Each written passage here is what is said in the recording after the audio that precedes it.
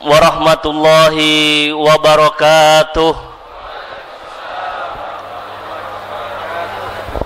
Alhamdulillahi rabbil alamin, wassalatu wassalamu ala asrafil anbiya'i wal mursalin wa ala alihi wa sahbihi wa man tabi'ahum bi ihsanin ila yaumiddin. Qala Allah ta'ala fil Qur'anil Karim, ya ayyuhalladzina amanu taqullaha wal tandur nafsum ma qaddamat lighad wattaqullaha innallaha khabirum bima ta'malun. Allahumma arhamna bil Qur'an. Fa inna asdaqal haditsi kitabullah wa khairul hadi hadi Muhammadin sallallahu alaihi wasallam wa syarrul umuri muhdatsatuha wa kullu muhdatsatin bid'ah wa kullu bid'atin dhalalah wa kullu dhalalatin finnar. Ayo ikhwatal iman, arsyadakumullah. Kita perlu katakan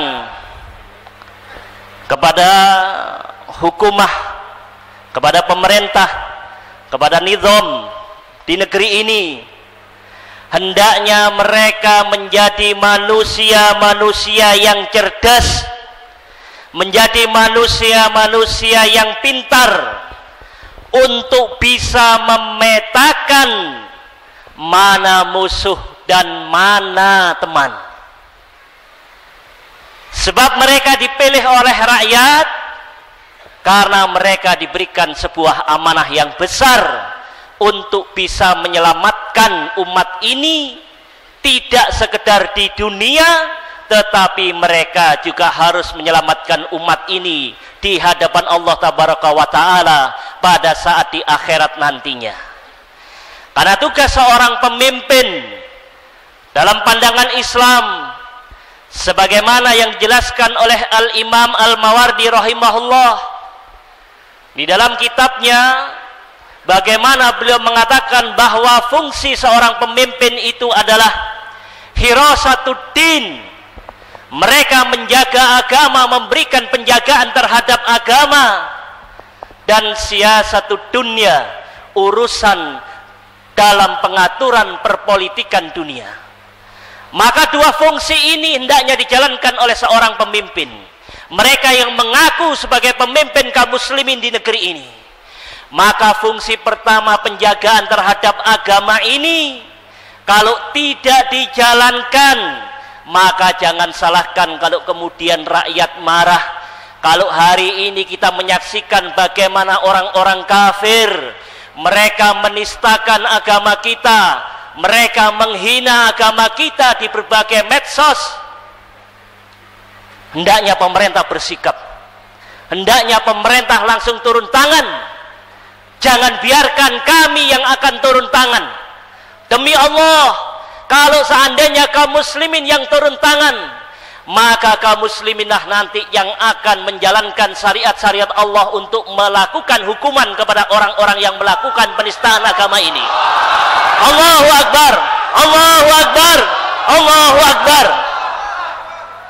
Jadi, ikhwah fillah rahimakumullah, ini agama yang penting, penjagaan terhadap din.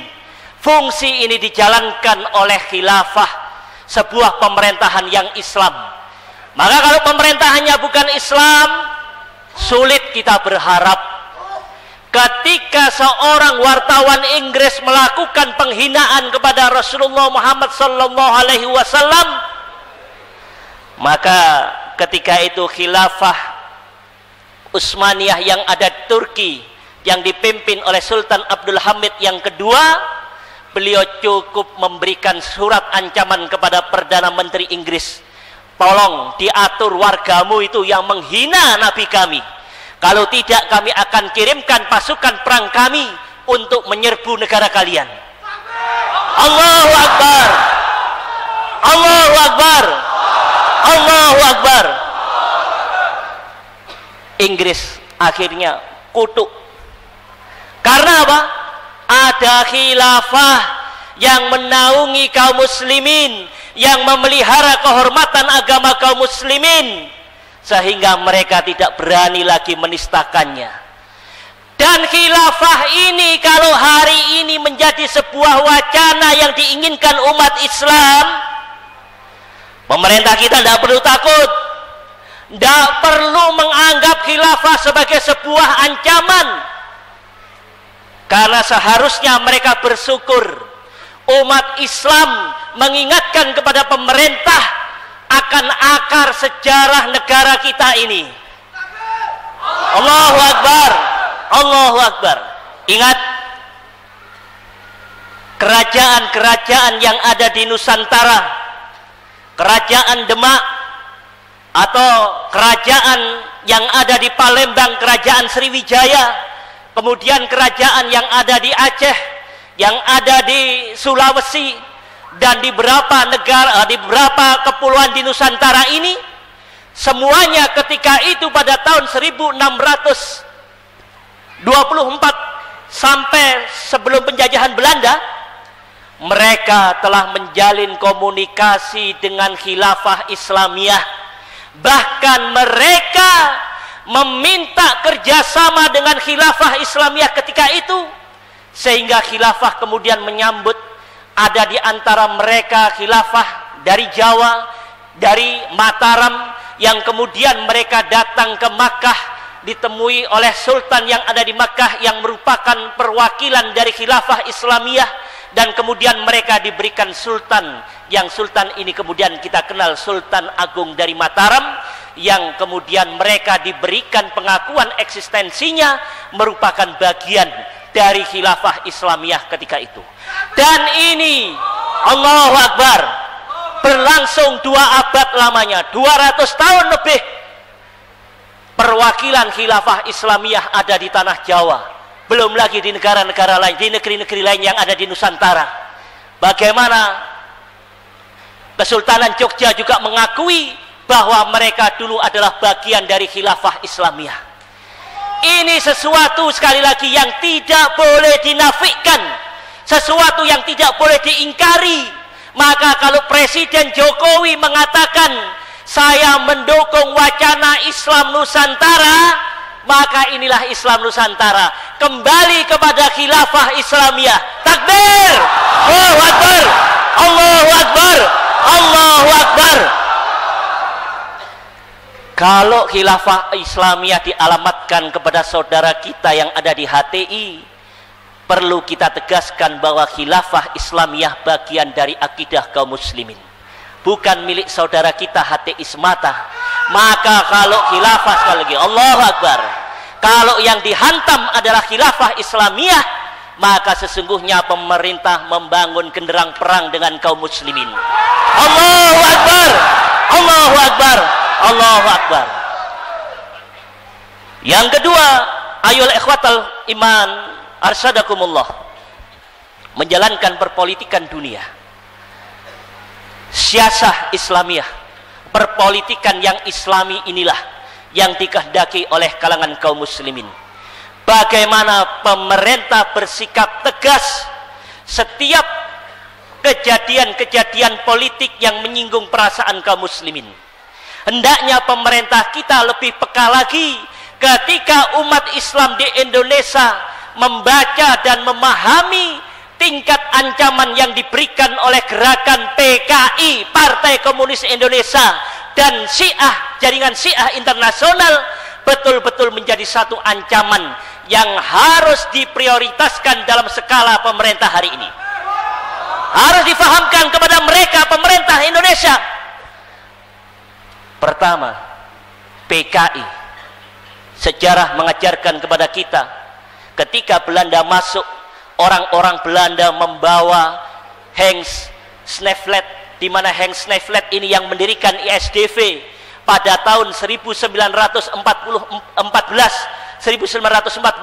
Hans Sneevliet ini yang kemudian berinteraksi dengan para pribumi yang ada di Indonesia, dan kemudian dengan akar komunismenya ini dia mendirikan, kemudian menjelma SDV ini pada tahun 1920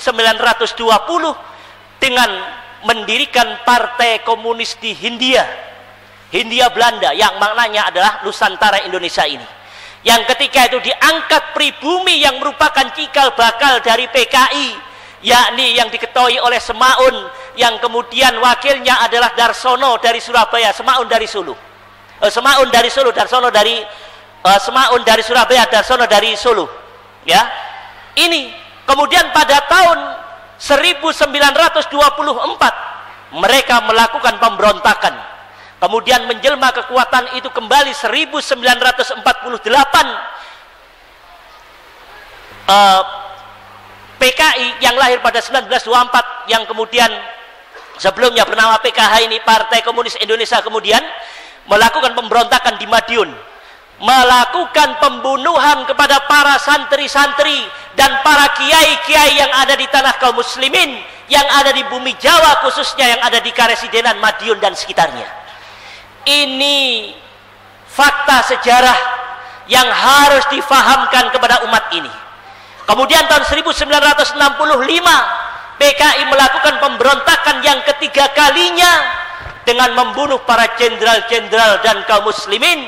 Mereka mengubur para jenderal itu dalam lubang buaya, dan kemudian mereka setelah dinyatakan sebagai satu parpol terlarang, mereka bangkit hari ini dan menemukan satu momentum yang kalau kita lengah mereka akan bergerak. Telah nyata laporan-laporan yang sesungguhnya sudah dibaca oleh pihak berwajib, bagaimana mereka mengadakan pertemuan-pertemuan rahasia, bagaimana orang-orang PKI ini mengadakan pertemuan rahasia di Banyuwangi, bagaimana kemudian mereka juga membangun basis angkatan perangnya, dan itu sudah diketahui oleh pemerintah. Bahkan mereka dalam satu situsnya dengan bangga mengatakan kami bisa rapat setiap malam di Istana Negara. Pemerintah diam, tidak menganggap ini sebagai satu bentuk ancaman.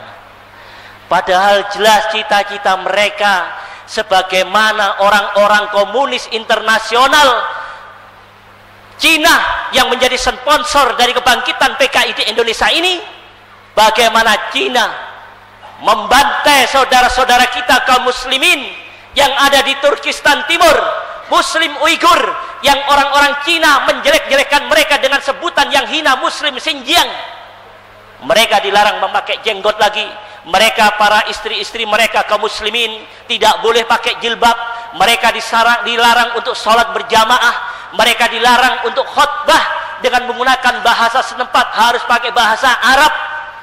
Dan ini diperangi, sekali lagi diperangi oleh mereka.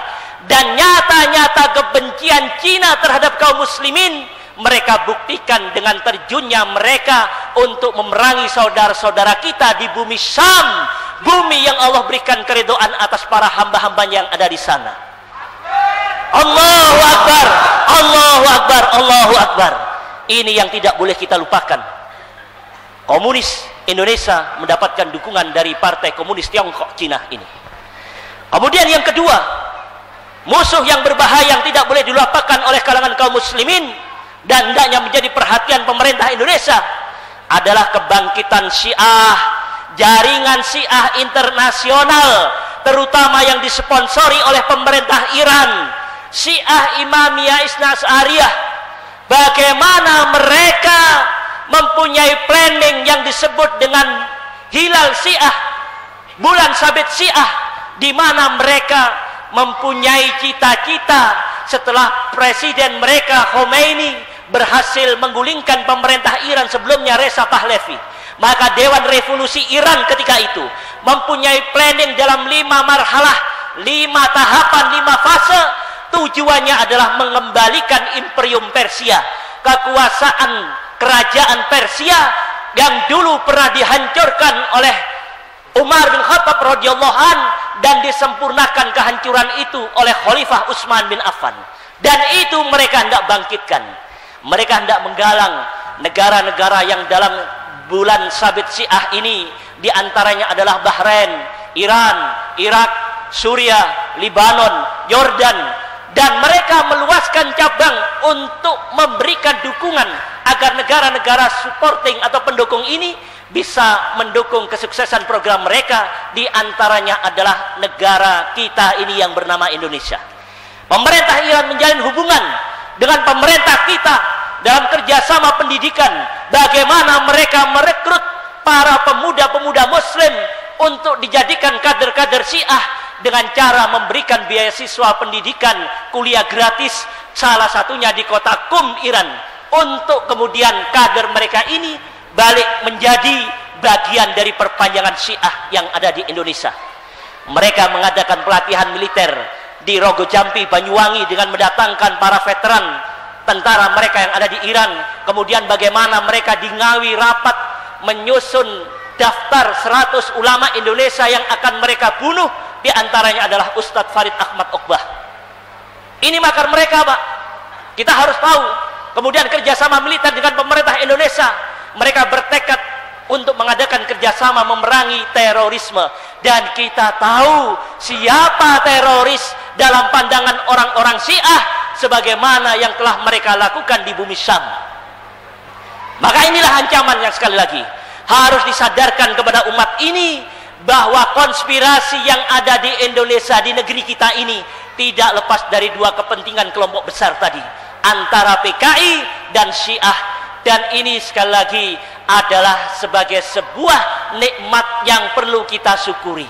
Dengan kasus Ahok membuka mata kita, pentingnya kita bersatu. Maka kita ucapkan sebagaimana ucapan seorang mujahid dari Saudi, Aid Al-Qarni rahimahullah, hafizahullah ta'ala, beliau mengatakan, syukron ayuhal a'da, terima kasih wahai para musuh, kalian telah menyadarkan kami, kalian telah mengingatkan kami kewajiban untuk jihad fisabilillah melawan kalian. Insya Allah kita akan lawan bersama Allah subhanahu wa ta'ala. Kita bisa. Allahu Akbar, Allahu Akbar, Allahu Akbar, Allahu Akbar. Aqulu qouli hadza wa astaghfirullah li wa lakum. Subhana rabbika rabbil izzati amma yasifun wa salamun alal mursalin walhamdulillahi rabbil alamin. Assalamualaikum warahmatullahi wabarakatuh.